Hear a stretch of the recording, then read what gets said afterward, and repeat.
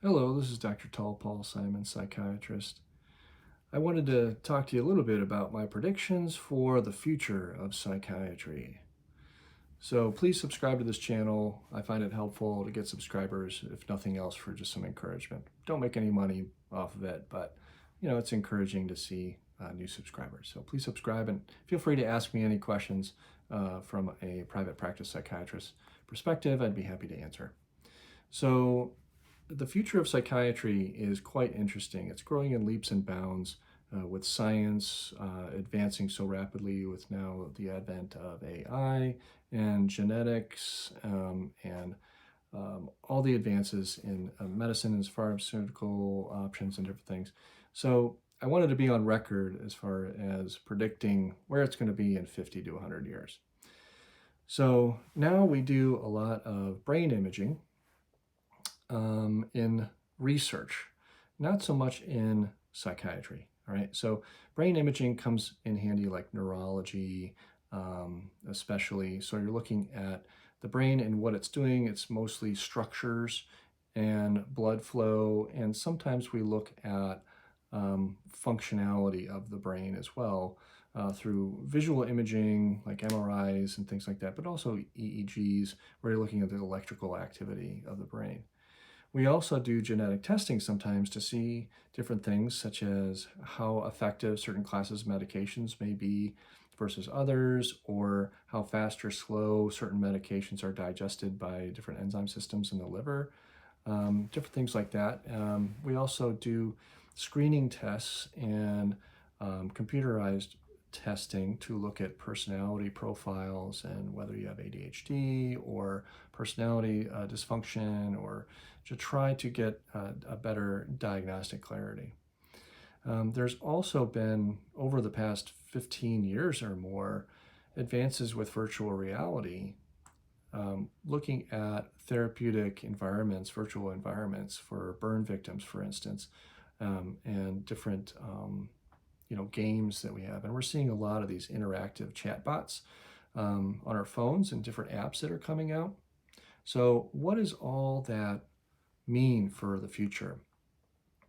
I see a future where a physician such as myself would supervise or oversee a whole suite of technology that's implemented in diagnosing and treating different mental illnesses. So, for instance, when somebody would come to me in my office or online with, let's say, an anxiety problem, we could order different tests. So there would be a standard suite of blood labs, looking for other causes, which we do a lot already. But it would also look at brain imaging. So you'd see how their brain is actually working in real time and look at their genetics to see different susceptibilities to different mental illnesses and probabilities and how medications may work a little bit better than others. We might also have a specific diagnostic AI-generated virtual reality system where somebody would basically interact with a video game kind of thing with virtual reality goggles, like the one that just came out with Apple and Meta. They have these different goggles and stuff. So you'd use one of those, and the environment that you would be interacting with, a video game, essentially would not only help diagnose mental illness, but also could be tailored as a therapeutic tool as well.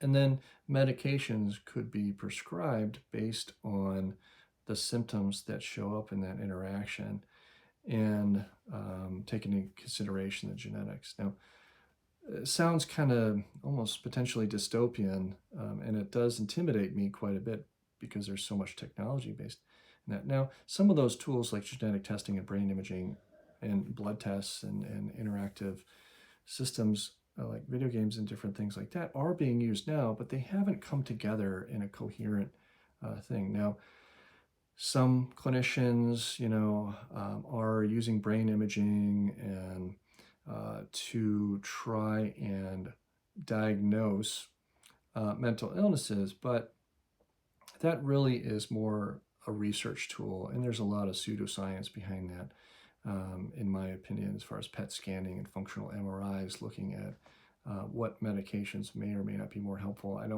I don't think those things are ready for prime time because the data just isn't there.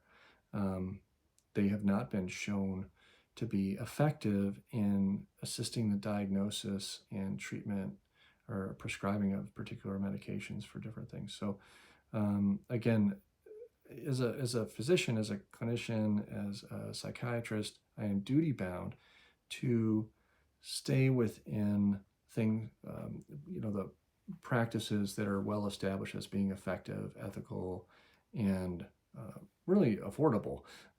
So if I prescribe a medication that costs $2,000 a month and the person can't afford it, when there's a $5 option that works just as good or better, I consider myself ethically obligated to prescribe the $5 version and not, charge the person $10,000 for functional imaging and genetic testing and all these kind of things when the data does not support that.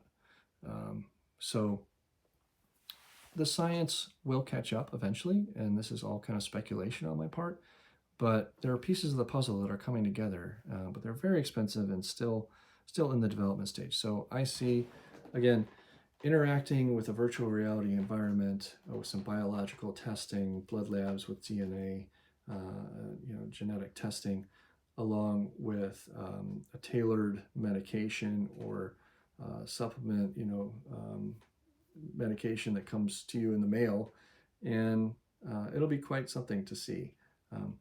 But I'm glad I don't have to learn how to do all that stuff. I'm too old, so I gotten out there. That's good. All right. I hope this has been kind of helpful or thought-provoking. Please subscribe to my channel, and you all take care. Okay. Bye.